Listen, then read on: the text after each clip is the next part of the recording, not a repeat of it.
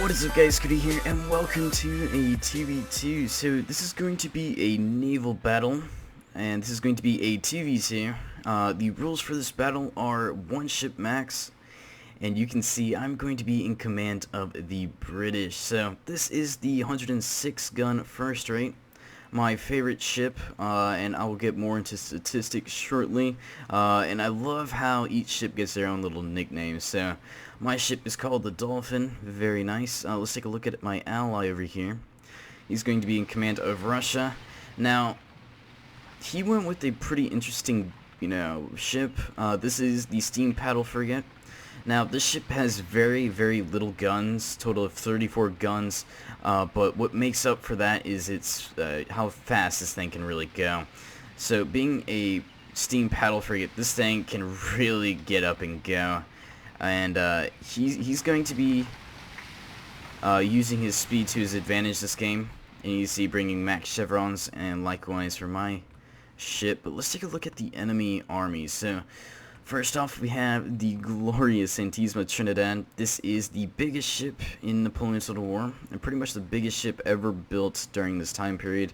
It consists of 140 guns. That is, I believe, 5 decks or 4 decks. 1, 2, 3, 4, 5. No. 4 decks. I'm sorry. 4 decks of just, full-on cannons. So that is insane.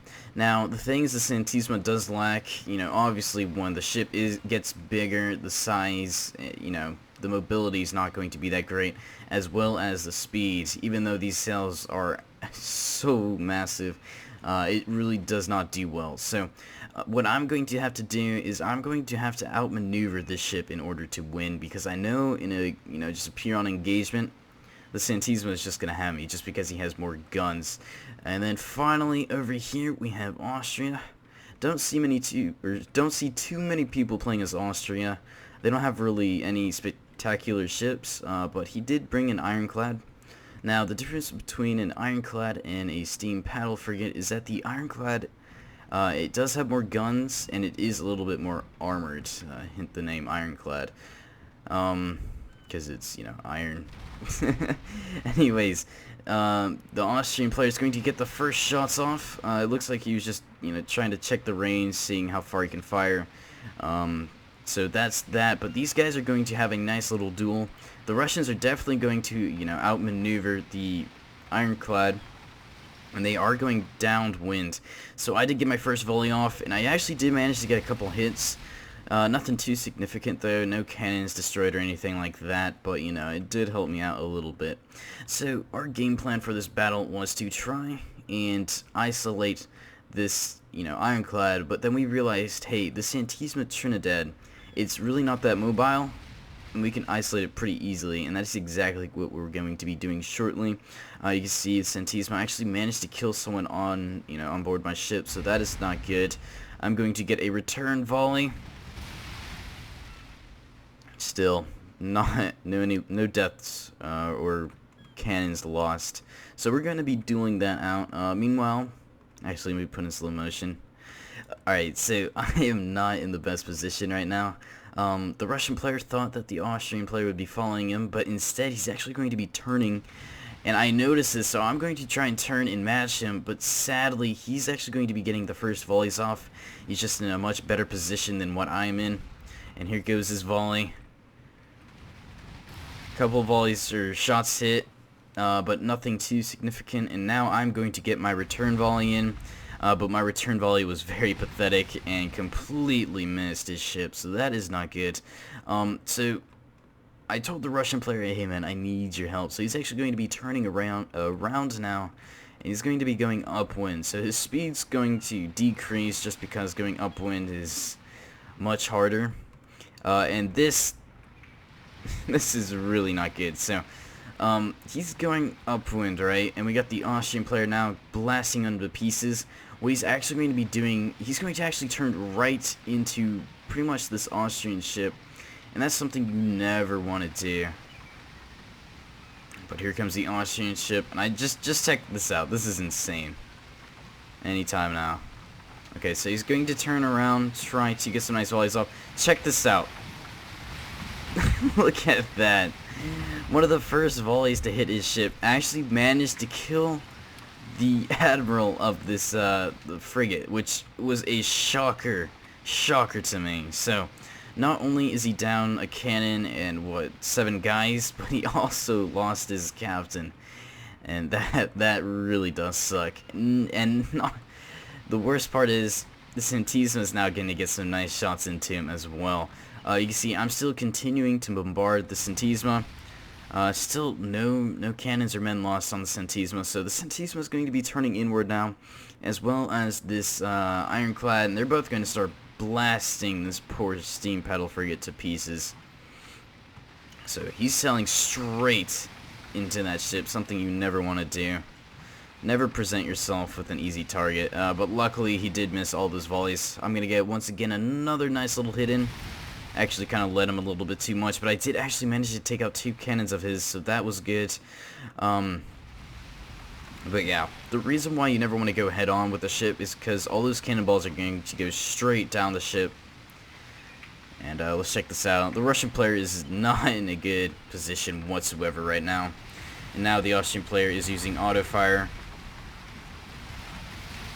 32 guns, and the Santisma is about to open up as well. So this is not good for the Russian player. There goes his volley. Devastating, bringing him down to 30 guns. You see his front cannons are firing as well. But when you have only 2 cannons up against 70, it's not going to go well whatsoever. Now, the thing I didn't know about the enemy was that they actually didn't upgrade any of their ships. So didn't notice this at the time, but you guys will see just what happens. So he's trying to get some nice volleys in, but with only having 15 cannons on that side, is not going to do much. 29 now. And he's just getting double teamed. So it's my bad right now that I'm causing this to happen to him. But, he kind of got himself into that predicament. So I'm telling him to get out right now, just because he's not going to be winning that engagement if he continues to fight like that. So he's going to be pulling out.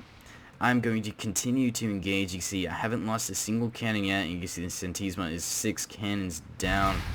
So the gap's getting a little bit closer in terms of who has the more firepower. Another devastating volley, bringing his guys down to 82 guys. And you can just see 132 cannons now, and still I haven't lost a single cannon. So let's take a look from my point of view. Look at my guys just chilling on the decks. Alright, they're about to fire. There they go. So they're going to be engaging here. And this is going to be, like I said, I don't know if I said this before, but this is an extremely intense match. And look at that. My volley actually managed to kill his general. So, we traded generals. The Russian general is dead, as well as the Spanish general. So that was awesome. I can't believe the admirals both died just that quickly. And you see now he's actually trying to go for my sails. The very cheeky move right there. Knowing that he can totally immobilize me if he does manage to take out one of my masts. But I'm going to continue to bombard him. What I'm trying to do right now is when he shoots, what's it called? Chain shot. When you shoot chain shots at my sails, you always want to put your sails up, and that's going to prevent any holes from, hitting your sails, or cannons from hitting your sails, and that's going to limit your speed. So every time he's going to fire, I try to pull my sails up fast as possible. Just a little tip right there, but you see I'm just devastating his, right side right now. Now, another thing that I see people do that, they shouldn't do is when you have a weaker hull, you always want to turn sides to make sure you're always presenting yourself with the stronger side. So you can see his right side's orange to where his left side is green. He should probably be turning around to match me. And that's just because the hull is protecting you and protecting the cannons. So if you don't have much protection, it's just like a shield. If you don't have much protection, those cannons are going to go straight through your ship, and they're actually going to be taking out a lot more cannons than if you had a stronger hull. So that is exactly what I'm doing, and I've only lost 2 cannons so far, and this guy's lost over 40. You can actually see I have set him on a fire right now, so he's not looking good right now. Actually, orange morale, and you can see the Austrian players actually going to be opening up as well. So I'm kind of getting 2v1'd right now, but it is okay. I know that I am winning this engagement pretty easily right now. 95 guys. Now the thing with the Centisma is that if you break the ship, it loves to come back. I think I've had a game once where, you know, he came back at least 15 times, and it was just mind-blowing. Extremely long match, but it was pretty funny. So you can see that he broke with 83 guys, but you always want to keep firing even if it's, you know, routing, because 9 times out of 10 this ship will come back, or any ship will come back, especially in this condition with, you know, over half his cannons still available. So the Austrian players going to try and protect the Santisma as it retreats. I'm going to continue to blast this thing to pieces, as well as my ally.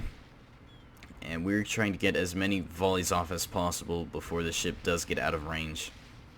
So 71 guns, and they just continue to bombard down to 65 now. But the ship will come back. Spoiler alert. This thing is so hard to defeat. But I do notice that it does catch fire pretty often, and that is a shame. Not too sure why. But anyways, the Ironclad is pretty much on his own now, until that, you know, Santisma does come back, and there it goes, it came back. So the Ironclad and the Steam Paddle Frigate are now going to be engaging one another, and look at that, broke once again. This ship cannot make up its mind. So Ironclad's still very healthy, hasn't lost a single gun or man, to where the Steam Paddle Frigate has lost 6 guns and over 20 guys. So they're going to be engaging right now, and my job is I'm going to be chasing down the Santisma, making sure the ship does not come back. You see my movement right there. So the Steam Paddle Frigate, very undergunned right now. You can see orange morale, actually green morale now, but you see he does have the weaker hull on the right side, so he should turn this thing around right now to counter. I'm actually getting some nice little shots in on the other side of the Ironclad. Ironclad missing all his shots, and looks like the Santisma is still breaking. Let's put up the mini-map, that might help. Okay, so down to 26 guns now. Going for the sails, wow. Nice move by the frigate, but it's not that worth it just because, you know, it does have an engine in case it does lose a sail. And look at that, Santisma did come back, was not paying attention, and it did come back once again. So I'm like, dang, okay, so let's face this guy. So I'm going to send another nice volley into him, but that was his weaker hull still. So I'm still taking out a lot of his cannons, but look at this. The frigate is not looking good right now. Red morale, actually green morale now. But his hull strength is not good at all. He actually managed to take out 7 guns on the Ironclad, but the Ironclad just has way too many guns for this frigate to handle. He's going to get another nice broadside. Excellent volley there, bringing the ship down to 18 guns. And still, this Ironclad is at 73. The Santisma has broken again. Man, this ship cannot make up his mind, and I've had it with this ship, so I'm just gonna set anchor, and just blast the ship to pieces. You can see down to 39 guns, and it's still not surrendered. So, but look at this. It looks like the frigate did actually surrender now, and this ship is totally out of commission. So I am just hoping I can break this Santisma, making sure it does not come back. You see red flag still, so it does have a chance of coming back. But I'm still in range, so continue to keep blasting him. And there we go. He has finally surrendered, down to 36 guns. And now it's just a battle between me and the Ironclad. So I'm going to repair right now. I'm in some desperate needs of repairing. So let's check that out. You can see there you are. They got some invisible hammers, or they're just using their hands, which is would be pretty insane to see. But they're gonna be scrubbing away and just fixing this ship up and trying to get it back into good condition. So I'm going to fast forward. Now, one thing that I am trying to do is I'm going to try and act like I've been repairing for a long time. You see, I've actually stopped repairing. So I'm going to try and make this guy come to me. I see that he's in range, and it also use this to my advantage. I saw that this ship was kind of obstructing his view right here, or his movements, so he's forced to come straight at me. He's not able to go sideways just because, you know, the Russian ship is blocking his movement. So this is going to allow me to get some perfect shots off through the center of his ship. So we're going to have, once again, another nice engagement. You can see the two broken ships out there just chilling, having a good time. But it's just going to come down to who, you know, has better mobility and whatnot. You see, he's brought my guys down to 98 guns, but he's down to 72. He does have the mobility and the armor, so we will see as to what happens. Now, he does have the speed, and you got to remember this. Speed is crucial sometimes in these naval engagements, and we are actually going to be circling around. Pretty cool formation. Get that. This ship is taking a true beating right now, down to 70 guns. I'm still at 98, so I do have superior cannons or firepower over him. But we're going to continue to keep circling around. Now, with the upgrades, I am able to fire at a faster fire rate, and that's going to affect him heavily. And you see his whole strength. This is a perfect example of what you want to do. Or at least I think so. Okay, so he's going to get his final salvo off for this side. And watch what he does. So he notices that he has the, you know, the stronger hull on the right side. So he's going to be turning his ship around and facing me with that stronger side. This is something you always want to do. And that's just going to prevent you from losing more cannons than what you really need to do, or need to be doing. So that's good, and I see that he's going to be doing that. You see my hull strength is not strong right here. So I'm going to be turning my ship around to where my other hull that is very healthy, and we're going to be engaging once again, but this time with, you know, good hulls. And look at that, one volley with the chain shot. I actually managed to take out one of my sails, so this is not what I want to be dealing with right now. I am pretty much immobilized at this point, or pretty heavily immobilized. You know, he took down 33% of my mobility, because 3 masts, so that has sucked really bad. So I am pretty much a sitting duck right now, and now what I need to do is I need to keep this range between me and him. I know my ship cannot turn around very quickly, so I'm just going to try and keep him, you know, at a far distance. You can see he's continuing to rip through my sails. I'm trying to put my sails up to prevent those, you know, chain shots from ripping holes, and that's also going to limit my mobility. These holes, you know, they decrease the speed of your ship. So right now, the Austrian player making a smart move here. He knows that he's taking some pretty heavy hits right now, but he needs to get close to me in order to win this engagement, because if he's able to, you know, shoot me from the front or back of my ship, I am pretty much gone, because I really don't have many cannons in the front. I mean, 4 cannons, that's not going to win you the game. So smart move here. He should continue to keep pushing, but I am, you know, fighting with my stronger hull as to where he is fighting me with this weaker hull. So that's going to play a big factor right now, but I am trying my hardest right now to turn my ship and try to counter his movements, but he's getting extremely close to me, and I'm just praying that my volleys can, you know, damage him enough to where he breaks. But, you know, he has 49 guns, still has over half his cannons left, and right now he's trying to get behind me. This is not good. This is something you never want to do. Right now, I am spamming the right click, the right button on my mouse right now, just hoping that I can turn this ship around. And you can just see I am barely moving. Now the wind's actually kind of helping me right now, just because I am going downwind, so I'm not going to be in irons if I go upwind. But you see, I am frantically trying to turn my ship around and making sure he cannot get to the back of my ship, because if he gets behind me, it is GG. So this is where speed becomes a big issue. You can see small arms fire is now being exchanged. See, they're firing from up here. So I'm trying my hardest to turn right now. You can see both our hulls are pretty heavily damaged.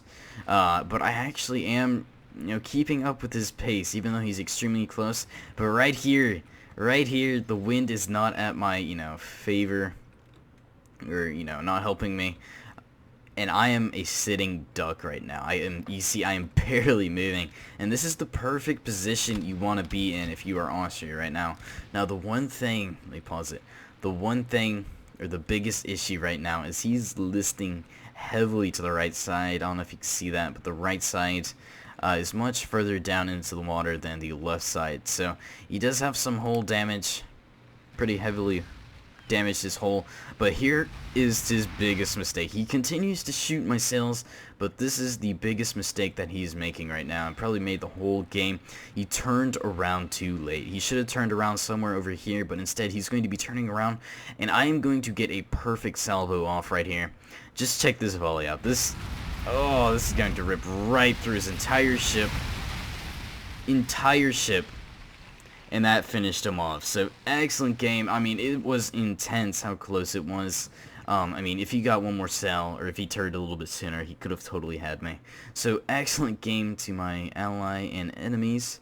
The kills aren't that realistic. You have to actually blow up the ship in order for it to count as a kill, which I think is very dumb. But one accurate thing it shows are the kills. So I killed 238 guys and only lost 27. So I would say that is a victory for the British. Didn't suffer too many losses, even though my ship is so beat on. But anyways, guys, hope you guys enjoyed this video. Let me know if you want to see more naval battles like this. Really having fun. And let me know if you want to see, full-on naval battles, or just these, one ship max kind of games. So anyways, guys, hope you guys enjoyed this video, and I will see you guys later.